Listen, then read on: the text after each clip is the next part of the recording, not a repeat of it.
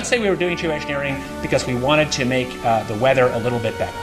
There will be monsoon failures during that period, there'll be huge hurricanes.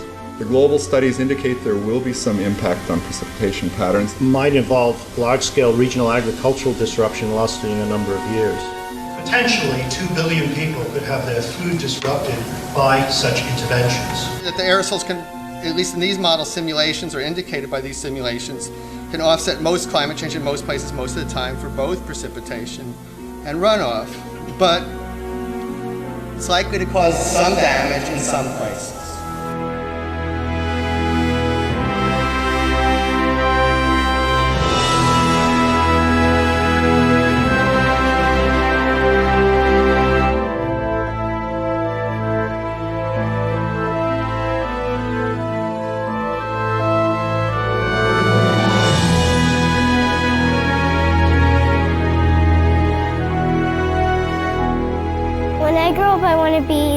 Artist or teacher. I want to grow up in a world where there's lots of nature. I love nature. How can I look my children in the eyes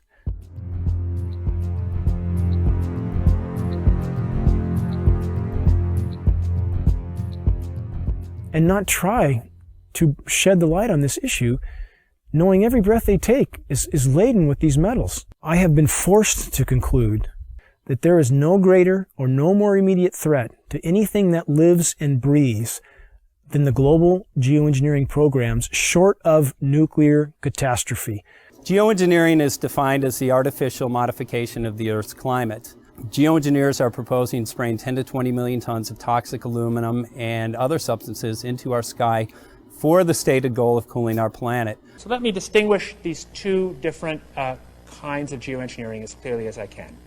So the first one is we call solar radiation management, and that's the idea that you could put mostly reflective particles or other means to make the Earth whiter, effectively to increase the Earth's reflectivity, reducing the amount of heat that's absorbed by the sun, and therefore exerting some overall cooling tendency on the Earth.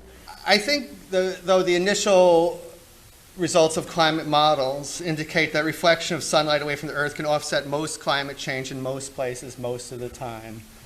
But it will damage some places. We've mostly thought about sulfur, and nevertheless, there might be some good reasons to think about aluminum. It turns out, first of all, there's been a lot of work on the environmental consequences of aluminum in the stratosphere. There's a bunch of papers going back to the 70s that look at the radiative and ozone-destroying properties of aluminum in the stratosphere, and those make you think it might be useful. Do this in just a jet in a very simple way. Make high-quality aluminum particles just by spraying aluminum vapor out, which oxidizes. So it's certainly, in principle, possible to do that. Since we released What in the World Are They Spraying, hundreds of people from around the world have began taking rain tests. What they're finding is what many are calling the chemtrail geoengineering footprint of aluminum, barium, and strontium. So we're finding this well-thought footprint internationally, all over the world, wherever they take samples and get a chemical analysis of rain and snow water. This is quite common.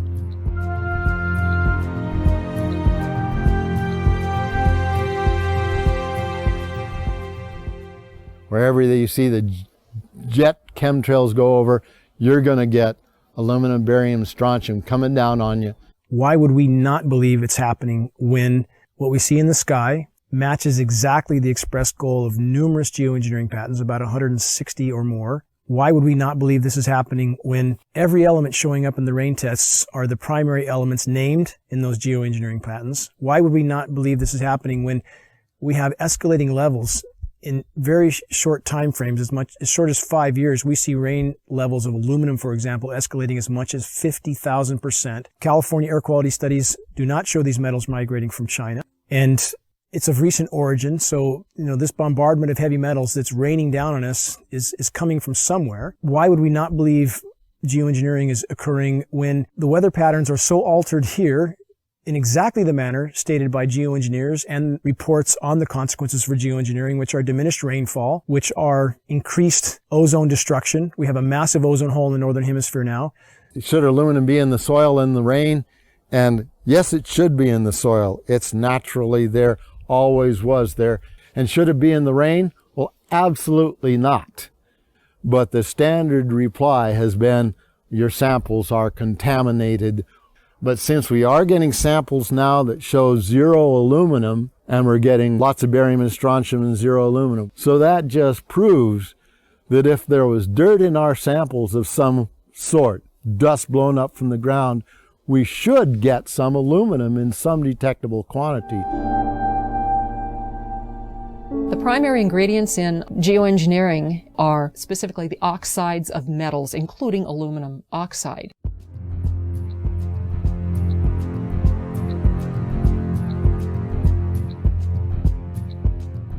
This is devastating to plants, totally devastating. The trees are dying. Why? Approximately 2 years ago, I rode in the back, and you can ride in the back of my place for miles. You can go all the way through the woods, you know, creeks and everything, and it was, I say was, gorgeous. And the day before yesterday, I took a ride, and I rode in the back, and what I found was total devastation. As I pointed out before, Michael, we're seeing, as in this example here, very hardy native plants completely flash out dead. That looks like it's been hit with some kind of a chemical.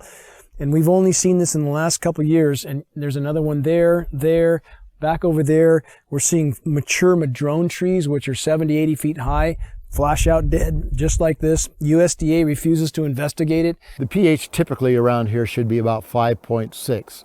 Well, since the contrailing got heavy, I watched the pH here in these forests, well, go up, I guess would be the word. From 5.6, it went about 20 times more alkaline. Very big red flag of fallout from these materials are pH changes to the forest floor. We have very extensive studies from the U.S. Department of Agriculture on the soils in our region, and those soils have changed in 5 to 6 years. The pHs have changed in this area as much as 10 to 12 times toward alkaline in 5 to 6 years. I've personally been in the forest testing with USDA soil scientists who just scratched their heads and seem to have no explanation for incredibly profound changes in pH, which is affecting the ecosystem here tremendously. Aluminum buffer action, aluminum hydroxide is what we think it is, plus the barium carbonate, strontium titanate, strontium oxides, barium oxides, probably some aluminum oxides in there, that this has apparently driven our acid soils about 20 times more alkaline to about 6.8. There are simply too many dots here that connect. Our skies are almost never blue anymore. That is a named consequence of geoengineering. The amount of lost sunshine hitting the planet right now is beyond belief. If people look up the term global dimming, they will see that fully 20% of the sun's rays that reached the planet several decades ago are no longer reaching the planet. I mean, that's a profound change that few people even know is occurring. And you have very visible occurrences in the sky from the aircraft, a very visible sun-blocking, expanding, dingy trails that are exactly what geoengineering patents describe. Heavy aluminum, I'm talking like in the 40s and 50s up to 3,000, 4,000, 5,000. That's still common. Barium, strontium to somewhere 40 or 50 to, again, about 2,000 or 3,000. Same for both barium and strontium. Where is this mountain of metal coming from? Why is asthma, ADD, Alzheimer's, autism, all elements related in many studies to aluminum or particulate inhalation? Why are these ailments going off the charts with no apparent explanation? Why has respiratory mortality in the continental United States gone from 8th on the list to 3rd in 6 years? And no one seems to ask any questions why every other person has asthma now, why every other commercial on TV is an allergy medication. And again, when David Keith, the world's most recognized geoengineer, was asked on the record, had there been any studies done as to the consequences of dumping 20 million tons of aluminum into the atmosphere, his answer was patently no. While geoengineers claim that their models are to cool the planet, a number of studies now are arising that indicate, yes, temporarily there will be regionally cooling as these particulates reflect the sun. However, they actually at night act as a blanket and will warm the planet. So the question now remains, why in the world are they spraying? One of the things that geoengineering is about when you're environmentally doing something with the atmosphere is that you can be engaged in weather modification. Historically, weather modification in the United States began to be looked upon in the 1940s as something that people would want to do.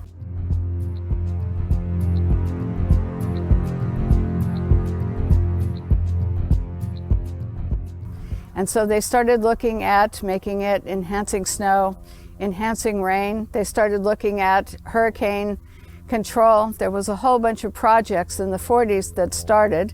One was Project Storm Fury, which turned into a disaster when they tried to modify a hurricane. I'm Mark McCandlish.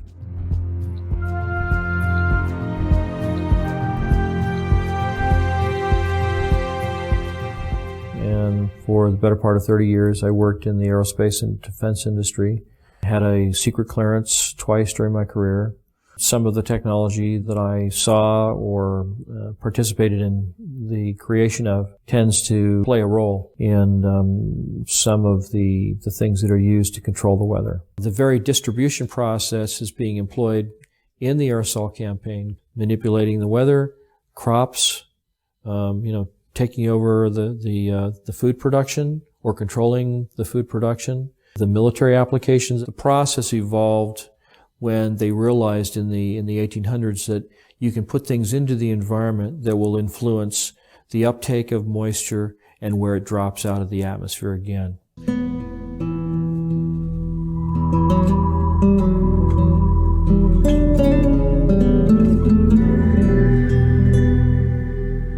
name is Scott Stevens.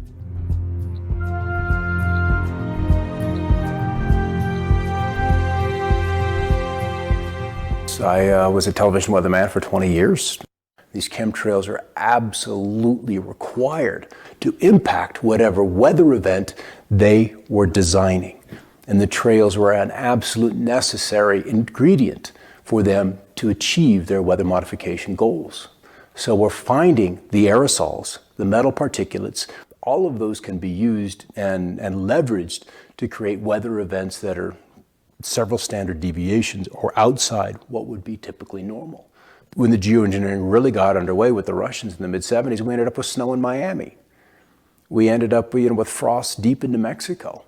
The bizarreness of the weather really exploded on the scene when weather engineering got going in the mid-70s. The Dakotas, in winter, they recorded a temperature of almost 100 degrees, 94 degrees. It broke the former record by 32 degrees.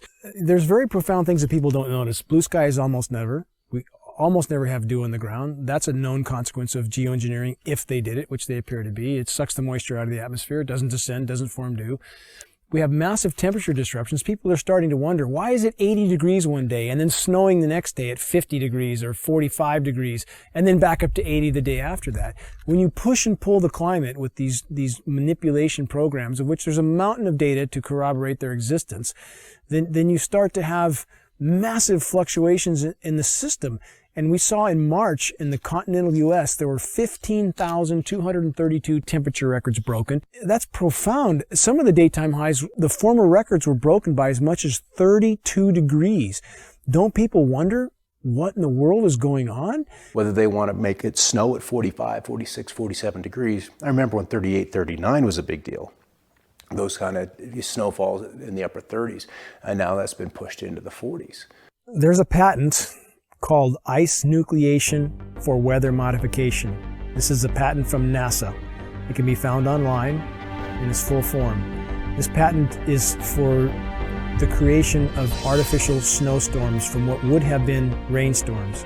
However preposterous this sounds to people, if they look up Chinese create snowstorms, they will find a long list of articles where the Chinese Bureau of Weather Modification openly admitted that they were creating snowstorms until they did $1 billion worth of damage in Beijing. So my question would be, if the Chinese can do this, and NASA has a patent for the same purpose, why would we believe snow events here are natural when it's snowing now regularly at 45 degrees, sometimes 50 degrees, heavy, wet, concrete snow that's full of aluminum, full of barium, full of strontium? Consider the ice pack in their first aid kit that can sit dormant at room temperature for decades until the chemicals are mixed together, at which time it creates ice. As an on-air meteorologist, I had a responsibility to my audience. There were storms that were not behaving as they were modeled or they historically would have responded. If you can control where moisture is collected and where it's dropped, so to speak, in the form of rain or any other kind of precipitation, then you can really, you can do everything. You can steer the weather system. If you want to be able to manipulate the weather, one of the things we know about the materials that are being used in the aerosols, we've seen everything from aluminum oxide, barium salts, strontium, copper sulfate, potassium iodide, a number of different kinds of things, each of which have different levels of reactivity with the moisture in the air. Some, like aluminum oxide, tends to sequester the moisture. The aluminum oxide nanoparticles, which are microscopically fine and uniform in size, attract the humidity, the moisture in the air, and it basically forms like a nucleation process where the moisture condenses on these particles. With cloud seeding, the cooling will be achieved by making clouds reflect a bit more sunlight back to space than they would otherwise, and less sunlight reaching the surface would tend to cool the planet. These aerosol particles act as something called cloud condensation nuclei, and these are sites where these particles act as sites where cloud drops can form. Well, the one thing that we know has happened is because these are nanoparticles and they float like mad with a little bit of moisture added to them, they go over the Continental Divide and they dump all of California's rain into the Mississippi Valley, which is the reason they're having floods and tornadoes and fierce storms and odd weather back east. The effect here in California is drought. Now then, if you hit that area of the sky with a beam of a particular kind of radiation, and you can heat those particles up, just like heating up, your cup of coffee in the microwave, these particles begin to vibrate and resonate if you use the right frequency of RF energy, that they then heat the surrounding air, and they will take all of that air and the moisture that's in it to a higher altitude where it's much colder, and it'll condense and then become a low pressure system. Well, there's a couple of locations where they tend to be very interested in leaving their trails. The big one and the surprising one for me is under areas of high pressure, where you would expect to see the blue skies, the dry conditions. Those are prime targets for trailing. A couple of reasons. A high pressure is stable. It's relatively still. We've got the clockwise flow around it. And if you accentuate the high, and so it's very easy to add those particulates of aluminum, barium, and whatever else they want to put in there. And as you add heat to that, those particulates then radiate the heat into the atmosphere and it warms. What does a warming atmosphere do? Boom, it expands. And so that's one way. It's a very simple way, but it's very apparent because under the high pressure, it's supposed to be quiet. It's supposed to be still. It's supposed to be blue. And we're not seeing that. Then as the storm approaches, the high begins to recede. And then they're running the flights back and forth, back and forth, back and forth, and literally seeding the leading edges of the cirrus. So the cirrus canopy is accentuated. That cirrus canopy, which would maybe be 200-300 miles out ahead of a cold front, is now 450 miles.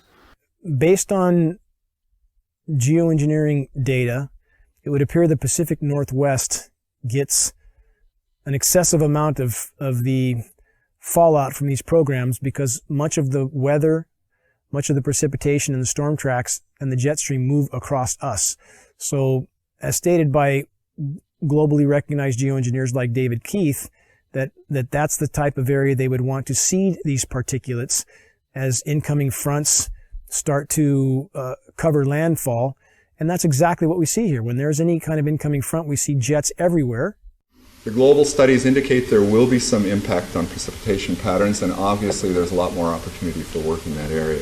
After studying my time-lapse surveillance, one of the reasons I discovered for the trails was that the persistent ones would break, they would misshape it or deform, and other planes would come along and precisely mark off those locations of deformation. And you're not going to get that with a regular fleet, so this had to be one of the primary purposes for chemtrails, in my opinion, was to measure off where we have these discontinuities showing up in the atmosphere.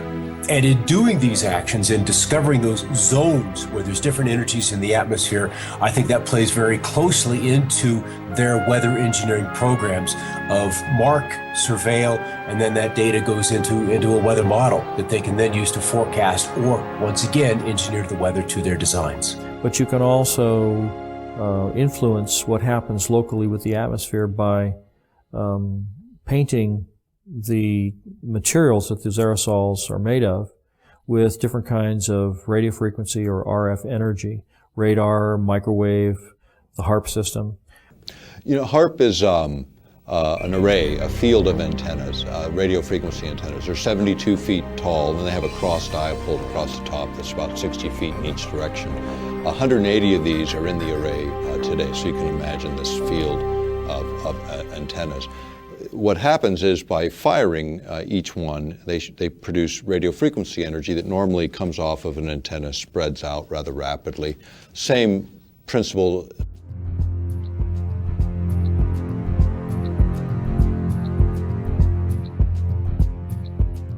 Principles in physics would be like a flashlight shining on a wall. You know, you start with a narrow beam, and by the time you hit the wall, you've got a wide beam. The idea with HARP is to get it to focus or concentrate that radio frequency energy so it doesn't spread out, so you can hold it tighter together and then manipulate it in very specific ways. Weather control is a broad topic, so there's lots of ways to control and manipulate weather. HARP is one of them, because you also have private sector companies getting into this business of weather modification. In the case of HARP, do you need, people always ask me, do you need particulates to burst in the atmosphere to make more effective? You actually don't. Would it make things more possible? Could you enhance certain effects? Probably so. Could you control energy distributions more efficiently? Probably so, because you're putting in conductors, or you're putting in reflectors, you're putting in particulate material. If you've ever experienced a hailstorm and you've picked up one of the hailstones and you slice it open with a razor blade, you'll see that it's layer upon layer upon layer of ice. Now, hail is usually formed where you have a low pressure system where there's a tremendous updraft of air. When the air gets warmed up by the sunlight ahead of the storm, the air rises, it takes the moisture that's in the air up to a higher altitude where it's much colder. The moisture begins to condense into water droplets, but the updraft is so powerful that the water is carried to extreme altitudes where it freezes. And it begins to fall, and as it falls, it starts to be caught up in the updraft again, so it's circulated up into the air again. And so each time it's lofted up into the atmosphere, more of the moisture that is condensing on the outside of this nuclei of ice begins to form another layer, and each time it's caught back in the updraft, it goes up again and it gets another layer of ice. And so if you have a system like HARP working in conjunction with aerosols, chemtrails that are spraying in the air, you can actually create updrafts that are so powerful that you can have these hailstone circulation patterns going over and over again, where you get hailstones the size of baseballs or even softballs.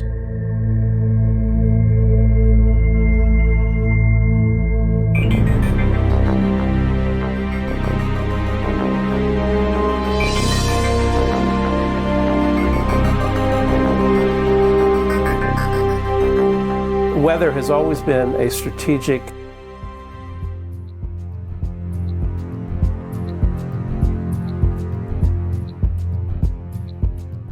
desire to control by the generals, whether it was Napoleon marching towards Moscow, or Hitler in his Russian campaign, or our own Pacific Fleet trying to understand typhoons and use them for our strategic advantage. War and weather are very closely connected. And they've been connected ever since about 1812 or so, maybe earlier than that. Hannibal had to face the snows in the Alps. And so there's a long history of weather and warfare interactions. Environmental manipulation is like the ultimate method of covert warfare, because you can literally shut down food production. You can create a situation where the people within a country revolt against their own government, and you're invited in to mop up the mess. The issue of owning the weather by 2025, which is a military publication, we've quoted it as far back as, I think, 94, 95 even. But you go back to these earlier reports and you look at sort of what was the objective, and the objective is exactly that: control the battlefield environment. Environmental factors give you an absolute advantage. If you can weaken your adversary before you have to fire the first bullet, maybe you even win the war. Whether it's incredibly historic sandstorms when we're invading Iraq, or you want to drought out or flood out a dictator that you're not happy with, or obscure a beach when there's a landing, or if you just want to make money on the futures market. Owning the weather by 2025, using the weather as a force multiplier.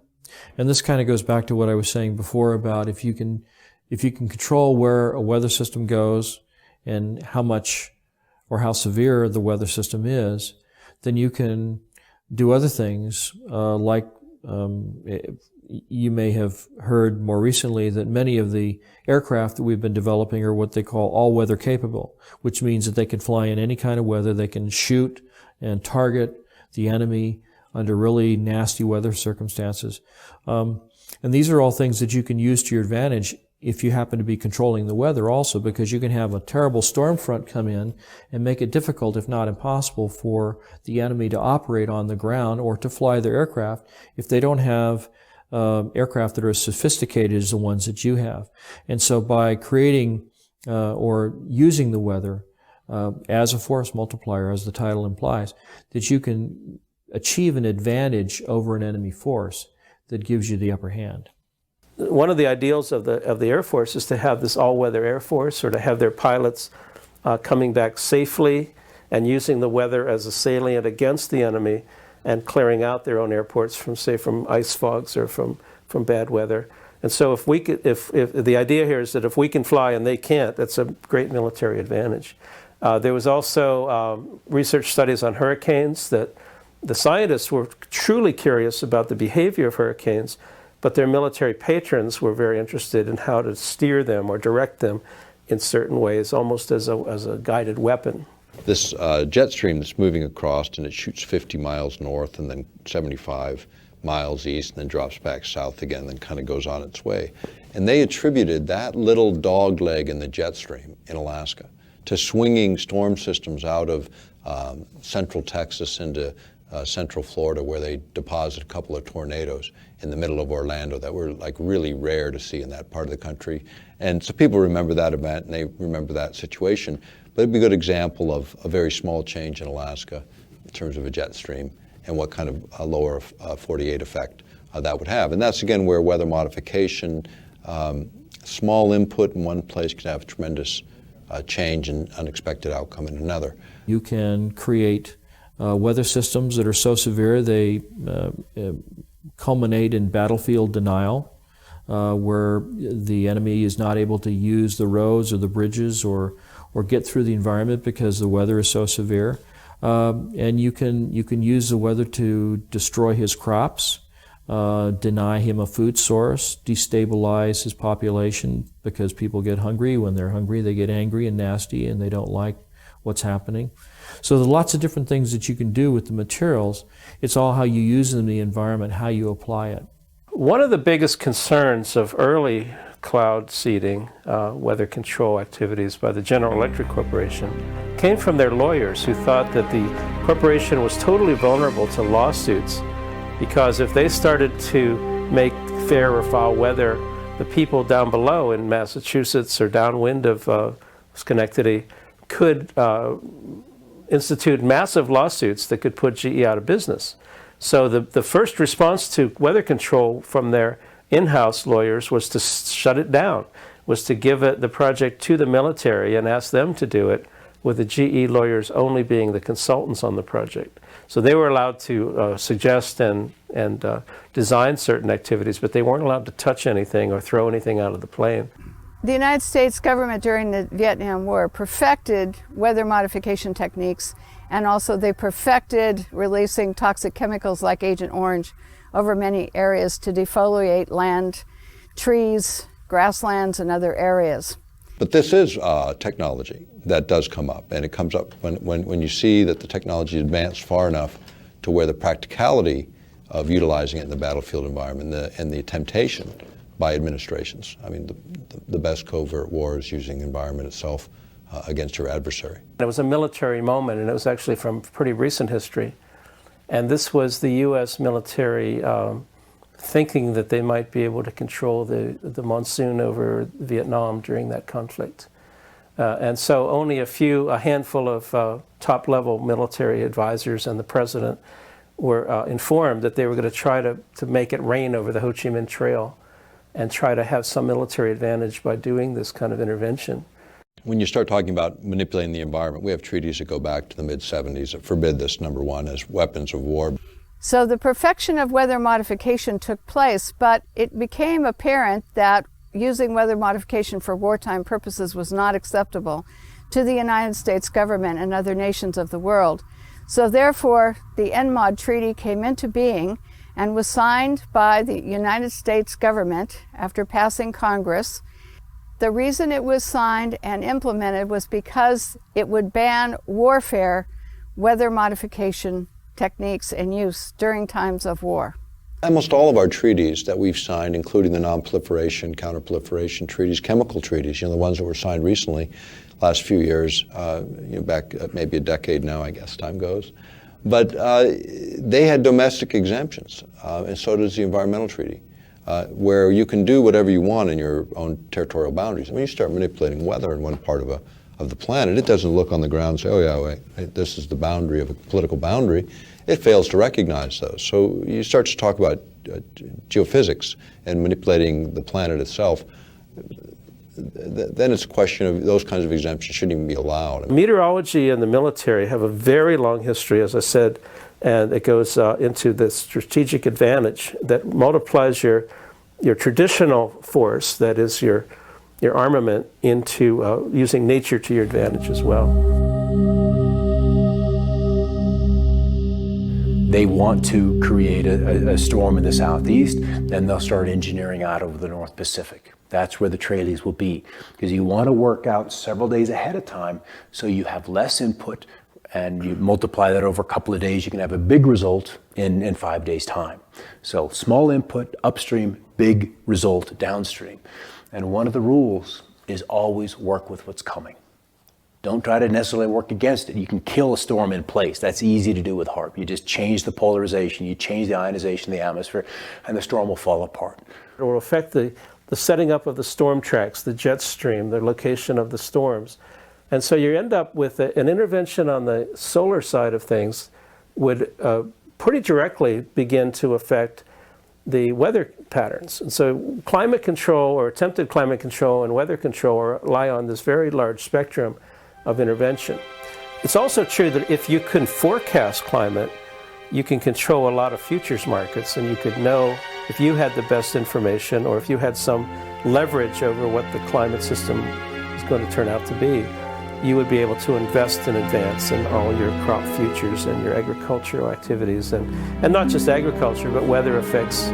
I think it's something like 80% of the U.S. economy is weather sensitive, and so all kinds of businesses would like to see some weather edge, some advantageous information that they would have. It's absolutely entirely possible to profit from the weather.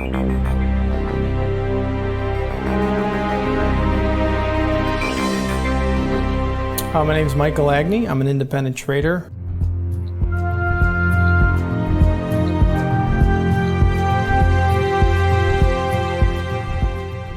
Trading commodities at the CME Group, member of the Chicago Board of Trade, and have traded derivatives and futures cash for over 15 years. Weather derivatives are financial instruments that firms would use to hedge risk concerned with adverse weather conditions. The first weather derivative was originally traded by Enron back in 1997. Weather derivatives started in 1999 at the CME Group.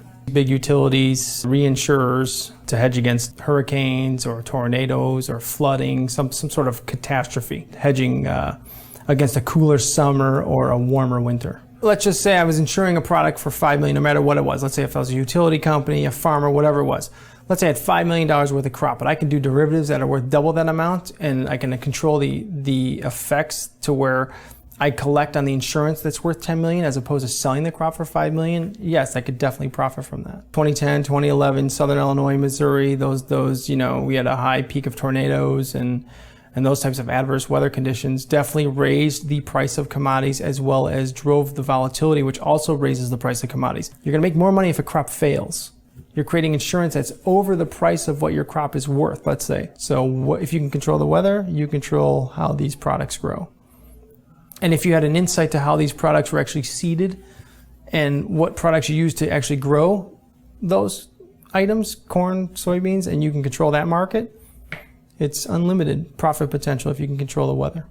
If you want to send, cold into the Midwest, you buy up pipeline capacity, you buy up options on heating and cooling degree days, you buy derivatives off of rainfall.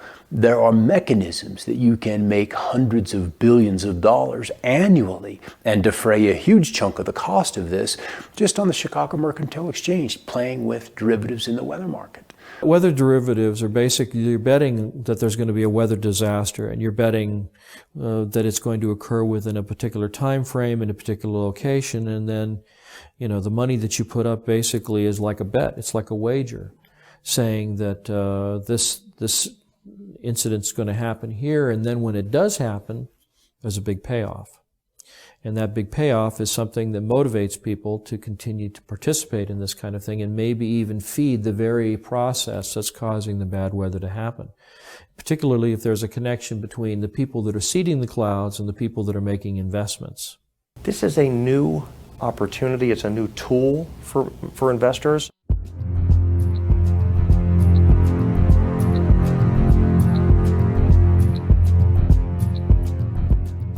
Even if someone has no interest in, going on the offensive side and buying things, it definitely behooves them to be aware of what's going on out there. The extreme weather is here, and it's not going to reverse itself. The weather event has to be severe.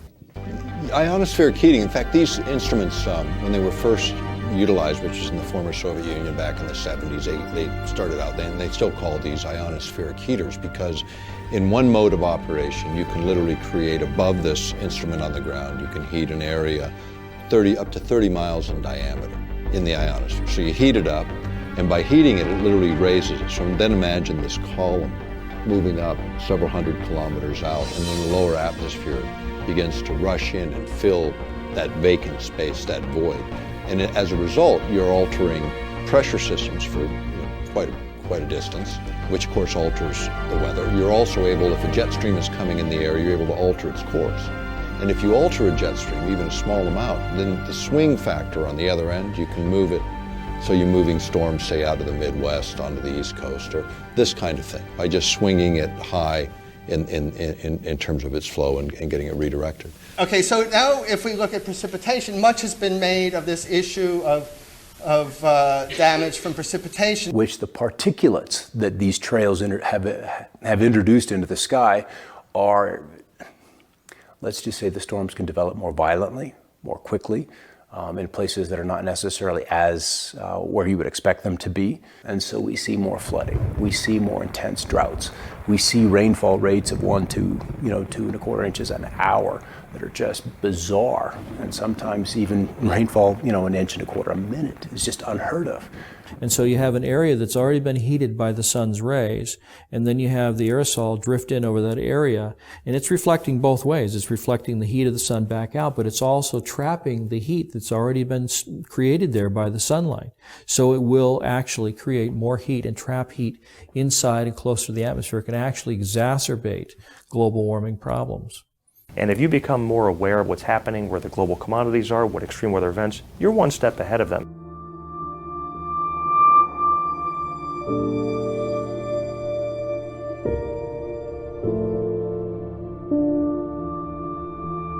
The nature of the risk and our ability to respond to the risk is much greater in the case of the scenario that might involve large-scale regional agricultural disruption lasting a number of years. So the agenda was drought. The agenda was to kill the storm, at least in that one particular spot. You see a tremendous and significant loss of property and crop production. Many times this will cause farms to go out of business.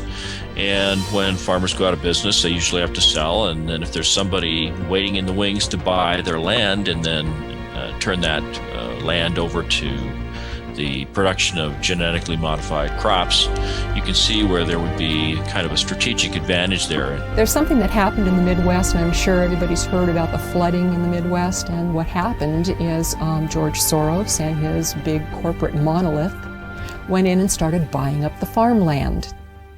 So not only is it creating all these stresses, it appears to be a corporate land grab. In other words, when the farmers, the small farmers, go out of business, they're wiped out through these droughts and everything, then the big guys come in, buy up the land. And if you think of Western history, there's a lot of it concerning water rights and even water wars. And so they were shooting about access to water to water your livestock. And now people are thinking, or at least the people who are involved in weather control sometimes think about the river of moisture above our heads. And geez, if we could just tap that. But that too is a water right that would involve access to people that felt that maybe they had prior rights over it. You're reducing the food security of people through deploying these kinds of approaches that Potentially 2 billion people could have their food disrupted by such interventions.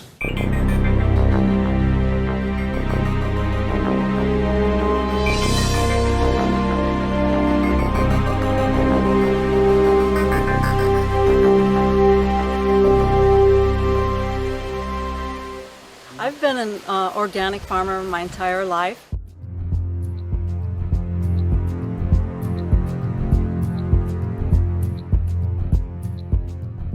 And I've been, in the last 8 years, been certified organic. And so I've been growing food in a way that feels healthy, where I have the most energy. And now it's not so healthy. I want to pass a really nice, healthy soil, rich soil, earth on to the children and have it be fertile. My name is Joel Gil Coca.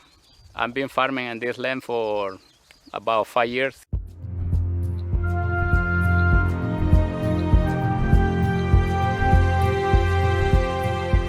Since 2007, and I'm certified organic since 2001.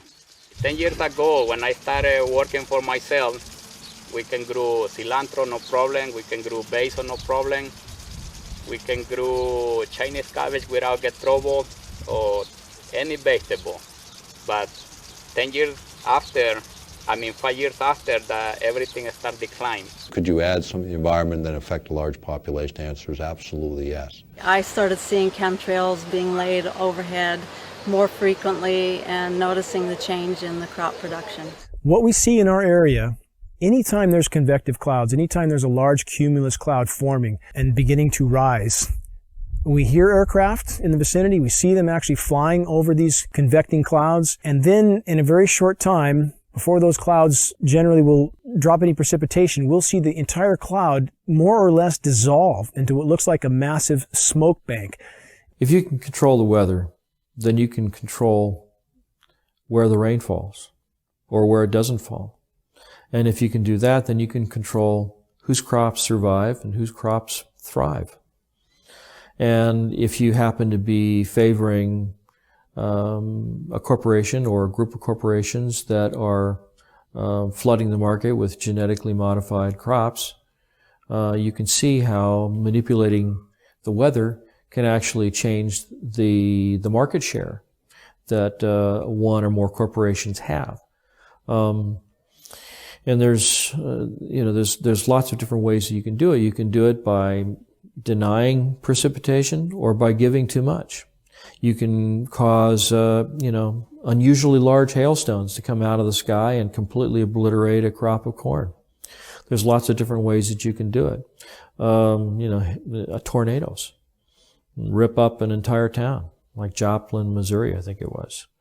If you look back at the tapes of those weather systems and you look 5 days prior to that, you'll see that in those days preceding those events, there was all kinds of aerosols being sprayed all along the California coastline, where the moisture for those storms came from, where those storm systems originated.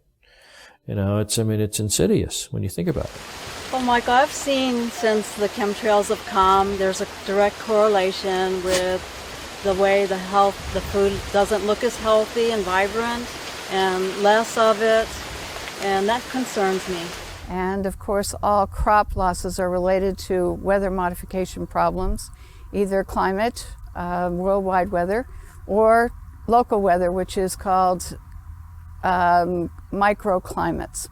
And these microclimates definitely determine what crop grows where and in which community. And so therefore, without stable microclimates, we cannot produce as much food for the rest of the world and ourselves as when we have a more stable microclimates, not only in the United States, but in other countries as well. We fertilize it really good and they still have a lot of trouble to produce. And I think this is not fun because we're losing a lot of money putting into this kind of production. In 2008, 2009, 3 times I lost my complete planting of Chinese cabbage. Weather events is one of the key components to most commodities that are traded. Let's just say your agricultural group, corn, soybeans, wheat, something along those lines. Weather is by far the largest affecting factor in the price of those commodities. If one farmer's crop fails, we have a major crop failure, say in corn, now that's going to affect every other company that uses corn in their manufacturing process. There's going to be less of it. And anytime there's less of something, that creates a price rise. Demand rises, okay, because there isn't any of it. There's only one thing. You've got 5 people that want it, so they're going to pay more money for it. The companies know that, so they're going to hike the prices up anyway. The consumer actually sees the big brunt end of the higher, costs in the commodity due to the adverse weather condition. Obviously, the consumer will pay that price. I've noticed that the rainfall is less predictable, and then when it does rain, it does rain periods of time that's more like longer periods. So not only do we have the pollution, not only do we have stunted growth, but we also have changes in weather. And it's been severe changes in weather all across the globe. I don't have a clue how bad they are, but I know they are affecting already in certain plants, like basil, cilantro, and sometimes the broccoli gets too much fungus. It can be from those things because no matter what we do, it doesn't fit. It's not working right. It appears to be a fungally related ailment, and if one looks at the species extinction rate, which today is estimated to be 1,000 times natural variability, that's 1,000 times normal, a figure you'd think would alarm most reasonable people, which is 100,000% of normal, and 70 to 80% of that extinction, plant and animal, is related to fungal infection. Geoengineering particulates are known to proliferate fungal reproduction. Abiotic stresses are drought, cold, heavy metals, excess moisture in the soil. And Monsanto has a patent that actually addresses all of those abiotic stresses. And the plants that it addresses is everything from apples to zucchini. 2011 was one of the worst years for things that create abiotic stress. They had 12 worldwide severe weather problems. This destroyed a good portion of the food supply. Now I'm having a hard time growing cherry tomatoes outside under these conditions, and I've turned to having to build a greenhouse where I'm now growing large tomatoes, heirlooms, and they are producing really nice big tomatoes.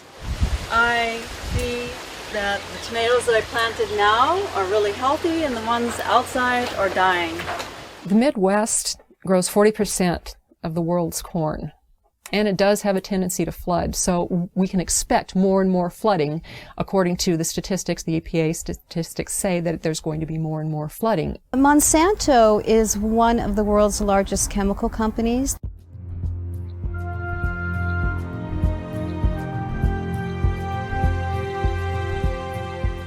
They also own 90% of the seed companies in the world right now, and they are the largest company putting out genetically modified seeds. So what does Monsanto do? Corn is the lead-in because corn is in just about everything. Corn is the main crop. And Monsanto leads in with corn products before it does anything else. So what we have is Monsanto leading in with a drought-resistant corn and an abiotic stress-resistant corn. The drought and the flooding, it's all the same patent. Monsanto has a patent for abiotic stress. Abiotic stress is the drought, it's the flooding, it's the excess soil, it's anything that's going to stress a plant. GMO is genetically modified organism, and it's also called GE, genetic engineering. Well, the history of farming has been a farmer will plant a seed into the ground. There will be nutrients in the ground that will enable that plant to grow. And then at the end of the growing season, they will take some of the seeds and they will save them for next year, and they'll grow their next crop. But what is going on with the genetically modified seeds is they're what's called terminator seeds. A terminator seed will not produce other seeds. With the terminator seeds, these farmers have to go back to Monsanto every single year and purchase these extremely high-priced seeds. There have been studies outside of the United States showing that genetically modified seeds, the plants that come from them, are extremely harmful to humans and other life on this planet. When I started farming, I produced 100% my crops, but in the last 4 years, I've been declined to 50-75% if I talk into lettuce crop, because I've been lost everything. And that's why I start moving all different crops so I can cover the loss. Well, my food production has declined at least by 60% in the last, 10 years. I've noticed banana stalks are smaller, and certainly the tomatoes, I'm hardly getting any. I used to get bushels of tomatoes, and now I can barely get a bowl. My concern, it can be, it's possible if we're going to run out of business if they continue doing that. They really need to stop it doing. That's all I believe, because we cannot change the system, the mother nature. We have to keep going the way it is. It's not possible. On the other hand, heat stress is going to be one of the things, or thought to be one of the things, that might limit production of crops throughout the tropics. And so there are some questions of trade-offs of, if you think you're going to benefit many people and harm some people, how do you deal with this issue of equity, and what are the options for dealing with that? A really interesting thing that I found is that the EPA has concluded that incidents of heat stress, drought, flooding, cold, any type of abiotic stress is on the increase. And loss due to that is going to double by 2030. Then you put yourself up as the solution. So when all of this weather comes and wipes you out, or you have a drought problem, drought, we've got the seed for you. Here's our drought-tolerant corn just for you, and it'll solve your problems. Oh, by the way, you have to sign this agreement, this 40-page agreement, so that when you go ahead and plant these seeds, you now belong to Monsanto. The weather disasters seem to be directly correlated to an increase in Monsanto sales. So there will be the have and the have-nots. And one of the things that's being discussed under global geoengineering is which countries will be the haves and which countries will be the have-nots when that type of climate remediation is undertaken by many people at a certain level, mostly private corporations funded by the U.S. government, they are hoping. The fact that it's cheap isn't necessarily a good thing at all, as I'll come to in a second. The fact that it's cheap is part of the hard problem of governance. The fact that it's cheap means any small state or even conceivably individuals could do this, and that is a very dangerous thing. There's only probably under $10 million per year, and maybe far less than that, being spent on geoengineering research. It's a mix of a handful of government grants and some private money, including support from Bill Gates Bill Gates invests in geoengineering. Geoengineering destroys crops. Monsanto supplies the seeds to replace those crops. Bill Gates invests in Monsanto. So Bill Gates makes a ton of money. Monsanto makes a ton of money. And the small farmer gets squashed. Corn prices go higher because of a severe drought in this country. You know, where 41% of the country, or the world's supply of corn comes from. So corn prices are higher, the farmer has more money, so what does he do? He buys fertilizers, which drives up the mosaic stock, or he could purchase genetically modified seeds from Monsanto. You've got severe drought in Africa. In 2011, there was severe drought. This is causing nothing but death. It's causing starvation, it's causing malnutrition, it's causing a severe water shortage. How do you grow anything without water? You cannot grow anything without water. So what does Monsanto do? They say, oh, we got a drought-tolerant corn for you. There's been an excessive push to get bioengineered crops into Africa. They look at severe conditions as an opportunity.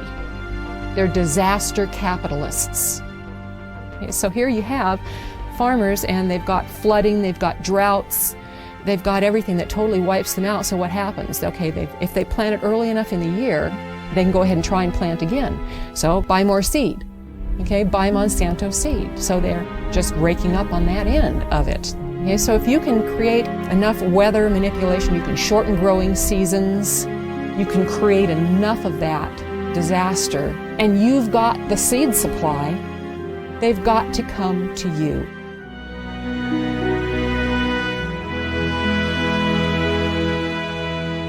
Geoengineers have stated on the record that if global geoengineering was started, it could cause droughts in Asia and Africa. And they state that to the American public for probably obvious reasons. Why would they tell the American public that it could also cause droughts here? Why wouldn't it cause droughts here? There's nothing special about America and the geography here that would not have the same effect as Asia and Africa. If the atmosphere is filled with particulates, those particulates diminish and disperse rainfall. Period. There's too many condensation nuclei, so the water droplets do not combine and fall as rain. They simply adhere to those tiny particles and migrate further, and that's exactly what we see. One of the suggestions about geoengineering has been that we genetically modify trees and plants. We genetically modify crops to be aluminum resistant, and this is ongoing at this time. And part of the geoengineering scheme is to say we're going to put all these chemicals and particles into our atmosphere, which is going to cause air pollution, water pollution, changes in soil pH, and could disrupt agriculture crop production to a great degree. So therefore, instead of saying that maybe this isn't a good idea that we pollute our air, water, and soils with the chemicals we're going to put into the atmosphere, which do come back down, there's a scheme abounding, which is happening right now, to modify some crops so that they are aluminum resistant to the types of chemicals and particles they're going to put into the atmosphere.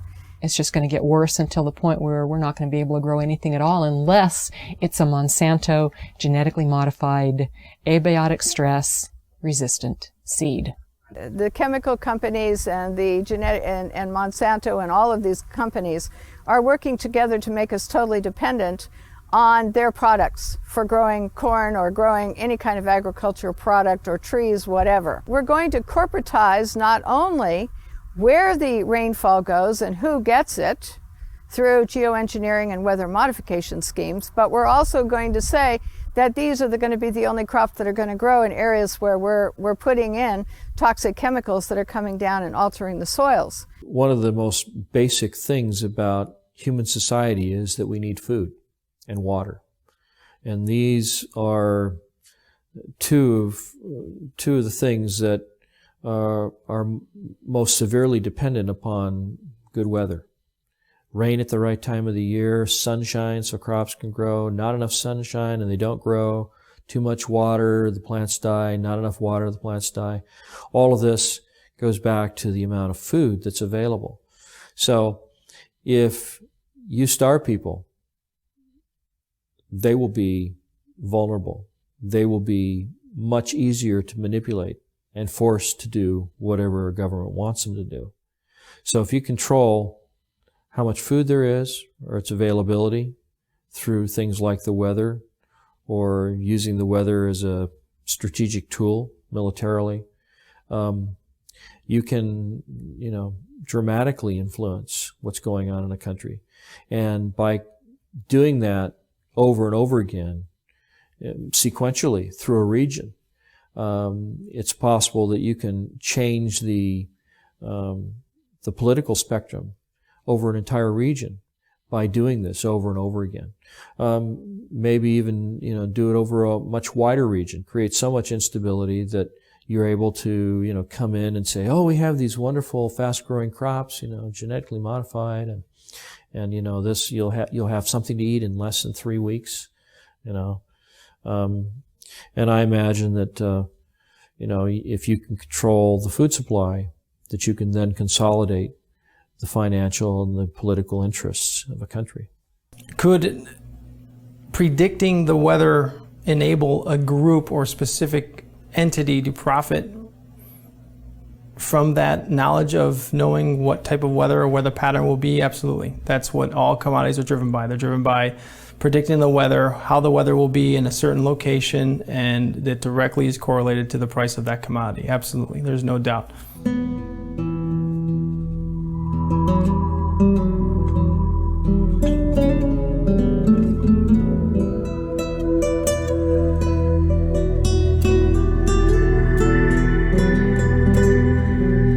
While there are a number of agendas associated with these damaging programs, one thing's for sure: they can be used to control our weather and thus corporatize every natural system on the planet.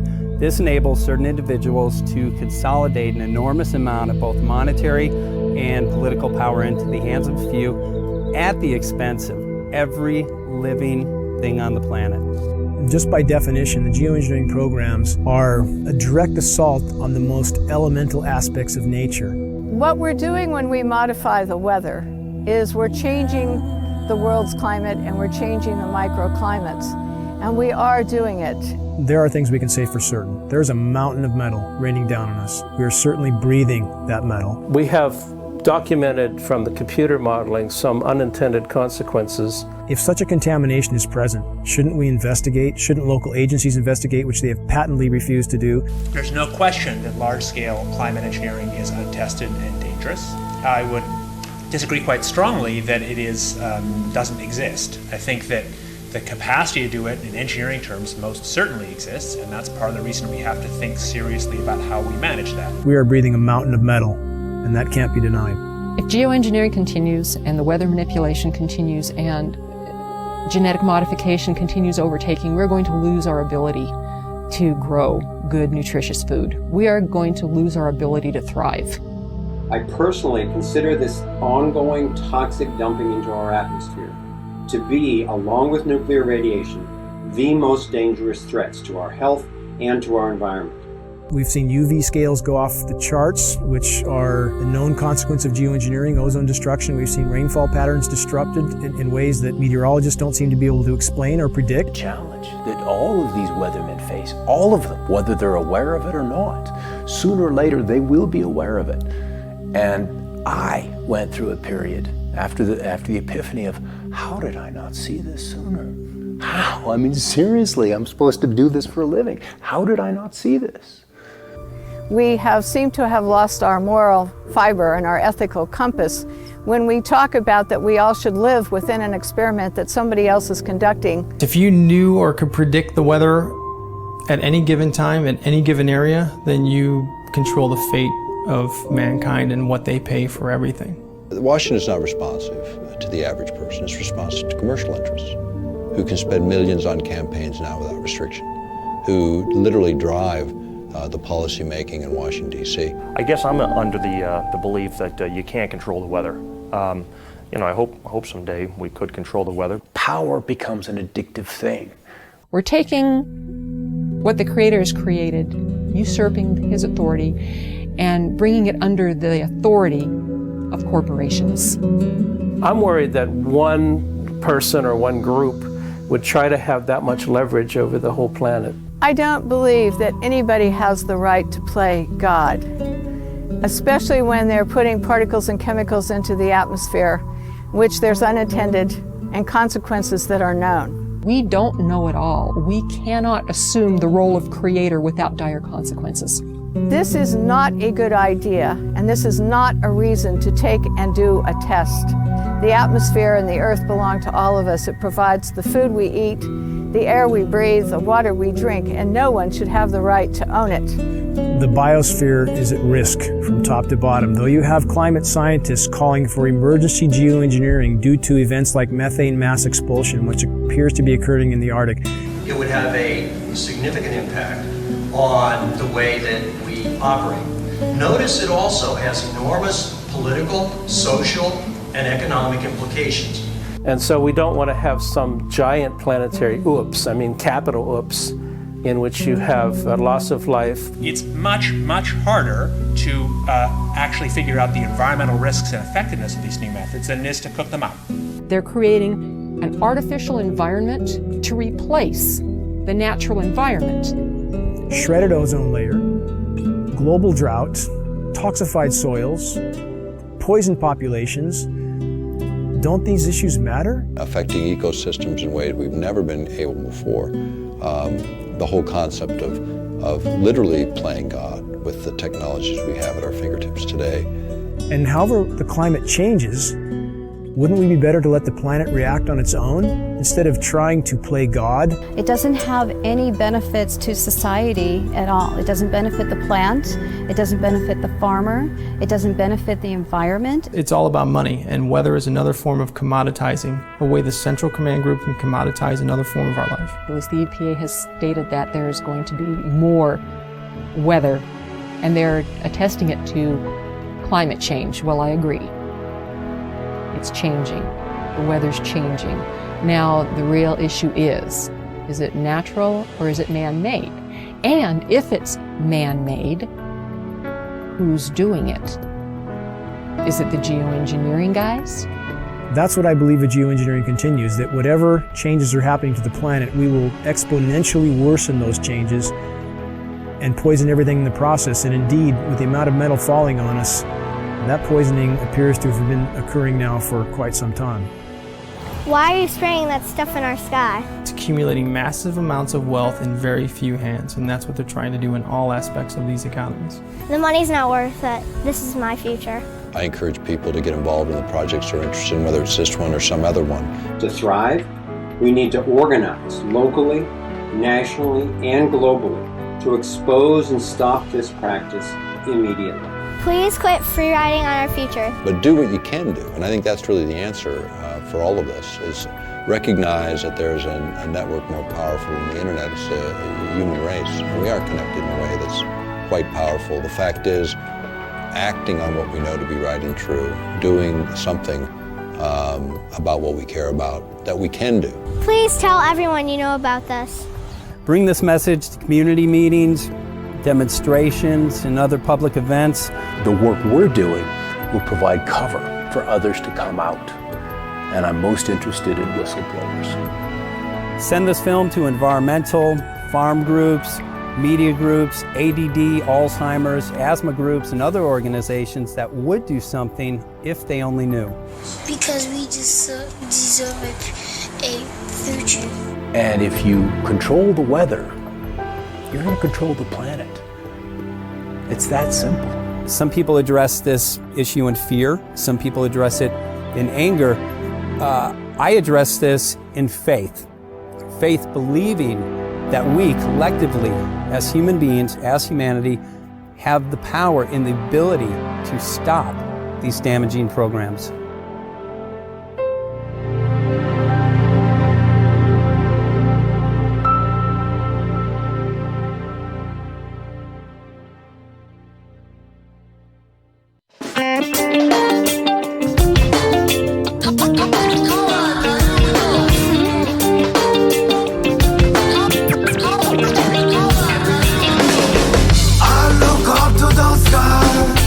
Can you tell me why?